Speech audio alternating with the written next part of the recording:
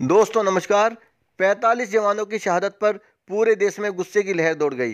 पूरा देश और देश की सभी पार्टियां अपने निजी मतभेद भूलकर एक साथ खड़ी हो गई। सारी पार्टियों ने आश्वासन दिया कि हम हर प्रकार से सरकार के साथ हैं, लेकिन हमले के 72 घंटे भी नहीं हो पाए थे कि राजनीतिक पार्टियों ने अपना रंग दिखाना शुरू कर दिया और अपनी औकात दिखानी शुरू कर दी। देश अभी सदमे से निकल भी नहीं पाया था कि सब पार्टियों ने इस हमले की जिम्मेदारी दूसरी पार्टियों पर डालनी शुरू कर दी। धीरे धीरे एक दूसरे के ऊपर ऐसे कीचड़ फेंका जाने लगा जिससे भारतीयता और देशभक्ति भी शर्मसार हो जाए। इन बयानों ने शहीदों की चिताओं को ठंडा तक नहीं होने दिया और डर्टी पॉलिटिक्स का पहाड़ खड़ा कर दिया गया। तो आइए आपको बताते हैं कि पार्टियों और उनके समर्थकों ने कैसे कैसे बयान दिए और सोशल मीडिया पर शहीदों की मौत पर कैसे तमाशा खड़ा कर दिया और उसका किस तरह से राजनीतिकरण कर दिया गया। दोस्तों आगे बढ़ने से पहले आपसे रिक्वेस्ट करूंगा कि मेरे YouTube चैनल देशभक्त को सब्सक्राइब करें, साथ में बने घंटी के निशान को क्लिक करें जिससे मेरी सारी वीडियो सबसे पहले आपको मिले। साथियों, सबसे पहले भाजपा का बयान आया जिसमें कहा गया कि पुलवामा हमले के लिए जवाहरलाल नेहरू जिम्मेदार हैं। अगर वो ऐसे बीज ना बोते तो आज ऐसे हमले ना होते। इसके बाद कुछ लोगों ने शंका जाहिर की कि एक साथ 2500 सैनिक, 70 गाड़ियों का जखीरा, 200 किलो RDX और चुनावी मौसम, कहीं कुछ गड़बड़ तो नहीं है। इस बयान में यह कहने की कोशिश की गई है कि कहीं इस हमले के पीछे सरकार का ही तो हाथ नहीं है। कुछ लोगों का मानना है कि अगर महात्मा गांधी की जगह नरेंद्र मोदी होते तो आज पाकिस्तान पैदा ही नहीं होता और इस बयान को किम जोंग के नाम से लिखा गया है। एक साहब लिखते हैं कि 5 साल सिर्फ कांग्रेस और गांधी परिवार को कोसने में लगा दिए और दुश्मन ने मौका देखकर हमला कर दिया। मतलब हमले के लिए सरकार को जिम्मेदार बताया गया है। नवजोत सिंह सिद्धू का एक बयान आया जिसमें उन्होंने कहा है कि आतंकवाद की कोई जाति नहीं होती, कोई धर्म नहीं होता और कोई देश नहीं होता। इस पर कुछ लोगों ने सिद्धू को गद्दार बताकर कपिल शर्मा के शो से बाहर करने की वकालत की है। किसी ने गंदे शब्दों का इस्तेमाल करते हुए कहा है कि आसिफा का रेप हुआ था तब बॉलीवुड की कई, यहाँ एक गंदे शब्द का इस्तेमाल हुआ है वो बता नहीं पाऊंगा, 2-2 फीट की मोमबत्ती लेकर निकल पड़ी थी, आज वो सब कहाँ है। एक मैसेज में बताया गया है कि जब हमला हुआ तो मोदी जी उत्तराखंड में, अमित शाह कर्नाटक में, आदित्यनाथ योगी केरल में चुनावी रैली कर रहे थे, मनोज तिवारी वैलेंटाइन डे का जश्न मना रहे थे। असलियत में इतने बड़े हमले के बाद भी भाजपा के बड़े नेताओं का राजनीतिक कार्यक्रम करना, हंसी ठिठोली करना लोगों को बिल्कुल भी पसंद नहीं आया है। भाजपा के सांसद नेपाल सिंह ने भी एक शर्मनाक बयान दिया है कि फौजी तो होते ही मरने के लिए हैं, वो तनख्वाह किस बात की लेते हैं, किस देश के सैनिक जान नहीं देते। उन्हें भी लोगों ने सोशल मीडिया पर बहुत ज़्यादा ट्रोल किया है। किसी ने श्री मोदी को कहा है आज राष्ट्रीय शोक होना चाहिए था, आज के दिन मोदी रेल का उद्घाटन कर रहे हैं, ये दुख और चिंता की बात है और शर्मनाक बात है।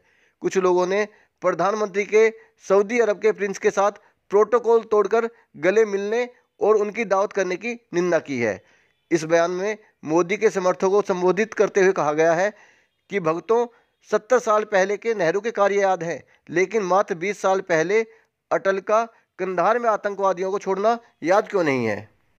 कुछ भाजपा नेताओं की वो फोटो भी सोशल मीडिया पर वायरल हो गई जिसमें एक शहीद के शव के सामने कुछ भाजपा नेता बैठे हुए हंसी मजाक कर रहे हैं, जिनमें आदित्यनाथ योगी भी बैठे हुए हैं। किसी ने मोदी जी पर कटाक्ष करते हुए लिखा है कि फेसबुक में हम सब पाकिस्तान को बर्बाद कर रहे हैं, जिसको करना चाहिए वो चुनाव की तैयारी में मस्त है।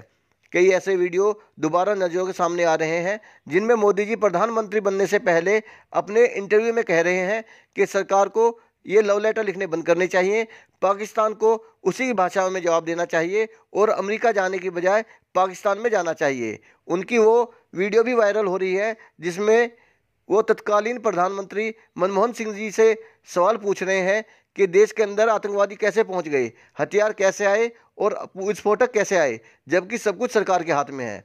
ये मैसेज पढ़िए जिसमें कहा गया है कि आज़ादी से आज तक बीजेपी या RSS का कोई भी शहीद नहीं हुआ, फिर भी यह लोग देशभक्ति का सर्टिफिकेट बांटते हैं।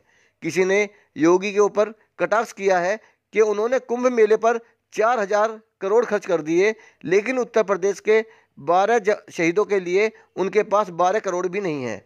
एक मैसेज में मुस्लिमों को आतंकवादी बताने वाले लोगों को जवाब दिया गया है कि पुलवामा में जिस एसयूवी में से सीआरपीएफ की गाड़ी पर हमला किया गया वह किसी कश्मीरी पंडित की गाड़ी निकली। मोदी जी पर एक और हमला किया गया है और पाकिस्तानियों को गाली देते हुए कहा गया है कि सालों पाकिस्तानियों तुमने भारत को समझ क्या रखा है, बस हमारे प्रधानमंत्री को उद्घाटन और प्रचार से फ्री हो जाने दो। ये देखिए, एक नेताजी बोल रहे हैं, इस समय जवानों की मौत से देश में राष्ट्रवाद की लहर चल रही है, बस इस राष्ट्रवाद को वोटों में बदलना है। इस बयान को भी काफ़ी शर्मनाक बताया जा रहा है। किसी ने गुजरात मॉडल पर व्यंग किया है कि 42 शहीद जवानों में एक भी गुजराती नहीं है, मगर पैसे लेकर भागने वालों में सारे गुजराती हैं। अभी एक खबर आई थी कि केंद्र सरकार ने आरबीआई से 28,000 करोड़ का फंड निजी फायदे के लिए लिया है, उसके ऊपर भी ताना मारा गया है। जी न्यूज़ को भाजपा समर्थक माना जाता है, इसलिए किसी ने कहा है कि छी न्यूज़ की ताज़ा खबर, नदियों का पानी रोके जाने से अब तक 3 पाकिस्तानी प्यास से मरे। पाक सेना चीफ ने प्रेस वार्ता कर आत्मसमर्पण का ऐलान किया। एक साहब ने तो यह भी बोल दिया कि सैनिक बच्चा होने के बाद पंजाब बॉर्डर पर मिठाई बांट रहा था, जबकि पूरे 1 साल से घर नहीं गया था। अगर इस बयान में सच्चाई है तो इससे घटिया बयान और कुछ नहीं हो सकता। दोस्तों, यह बहुत दुखद है कि ऐसे बुरे वक्त में जब हम एक दूसरे के ऊपर कीचड़ फेंकने से बाज नहीं आ रहे, जबकि यह वक्त था एक साथ खड़े होने का, अपना भाईचारा दिखाने का, दुश्मनों को मुंह तोड़ जवाब देने का। अगर हम आपस में ही लड़ते रहेंगे तो देश मजबूत कैसे होगा। और इससे भी बड़े दुख की बात यह है कि हर पार्टी दूसरी पार्टी को शहीदों पर राजनीति ना करने की नसीहत देते हुए खुद राजनीति कर रही है। मेरे चैनल को सब्सक्राइब करने की रिक्वेस्ट के साथ वीडियो देखने का बहुत बहुत धन्यवाद। जय हिंद।